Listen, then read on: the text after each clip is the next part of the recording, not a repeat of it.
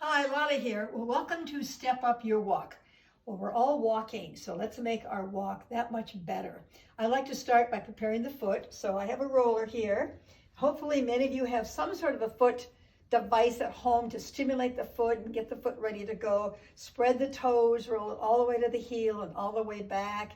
Put a little bit of pressure on it. You're going to notice that the minute you do this, before you put your shoe on, your foot's going to be so much more ready.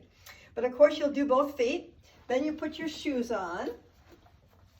Speaking of shoes, make sure you really have a good walking or running shoe that fits you really well, because you put a lot of miles on it with all the walking that we're doing. And then, of course, I recommend that you take some of your walking accessories with you. I like the cable, or even a stretch strap, or a yoga strap, or something to use along the way, and certainly your water bottle. Let's get to it and step up your walk. Hi, everybody. Well, if you have to get in the car to go for your walk, get out of the car and start with some good stretches to make sure that your feet, your ankles, and your calves have a good start for your better walk. So, for example, put one foot right at the hubcap, step the other leg back, bend the forward knee, and hold your stretch. While you're holding your stretch, you're squared off at the hips and you're breathing. If you want a little different stretch, you can bend the back knee, and that reaches a different muscle. You can hold the stretch, you can release the stretch, and come back. You'll do the other side. If you've got a little tightness in your calf and ankle, you might find that you've got to bring your foot a little bit more forward, but above all else, you need to press the heel away and really get the calf and the ankle prepared for a nice strong walk. All right, great stretches, and let's get going on that walk. Hello again. You know, in addition to stretching the calf and the ankle, you really need to consider stretching the front of the foot like I'm doing, because if you're out walking like I am and you're striding out and making the most of it, you really need to stretch the instep in the front of the ankle, because I think oftentimes you end up with shin splints.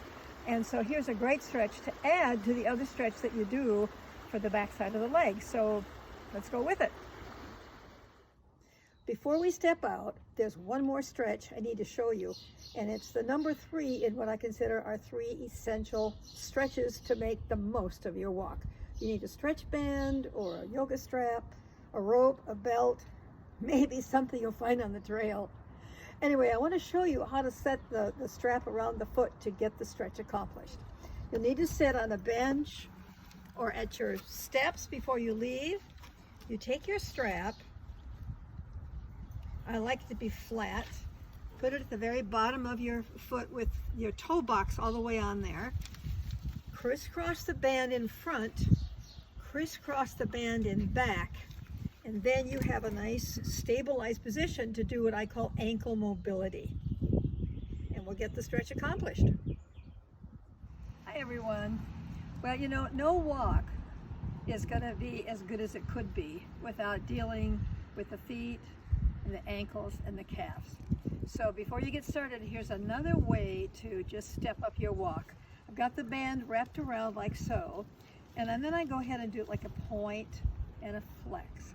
And if you want to double up on this, really pull back when you flex a foot as well as you.